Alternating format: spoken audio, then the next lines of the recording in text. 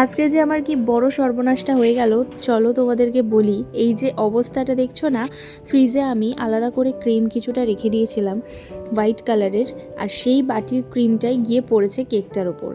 আমি ভাবিনি কেকটার উপর এইভাবে বাটিটা পড়বে, সেইভাবেই আমি কেকটা রেখেছিলাম, কিন্তু কিভাবে পড়েছে সেটা আমি জানি না। এখন বের করার পর এটাকে ফিক্স কি করে করব, কারণ উপরটা পুরো সেট হয়ে গেছিলো। তবে ক্রিমটা দেওয়ার পর একদম হালকা করে প্যালেট নাইফ দিয়ে টান দিতেই কিন্তু উপরটা খুব সুন্দরভাবে স্মুথ হয়ে গেছে। আর সত্যি বুঝতে পারা যাচ্ছিল না কোন জায়গাটাকে ঘেটেছিলাম আমি। আচ্ছা, এবারে কেকটা যেটা বানাচ্ছিলাম সেটা 2 পাউন্ডের একটা চকলেট কেক ছিল, আর কেকটা কিন্তু একটু বড় করে বানিয়েছিলাম।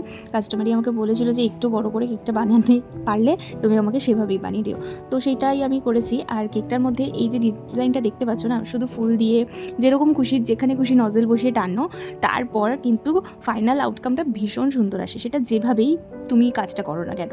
আর কেকটা দেখতে ভীষণ ভালো লাগছিল আমার, প্লাস আমাকে কাস্টমার বলেছে যে কেকটা সত্যি খুব সুন্দর। এখানে যে বার্থডে ট্যাগটা আমি বসিয়েছি সেখানে আমার অন্য একটা ফন্ট খুব ভালো লাগে, ওই ট্যাগটাই আমি বসাতে চেয়েছিলাম। আর আমি ভেবেওছিলাম যে ট্যাগটা রয়েছে, তো আমার মতন এরকম ভুল নিশ্চয়ই অনেকেরই হয়।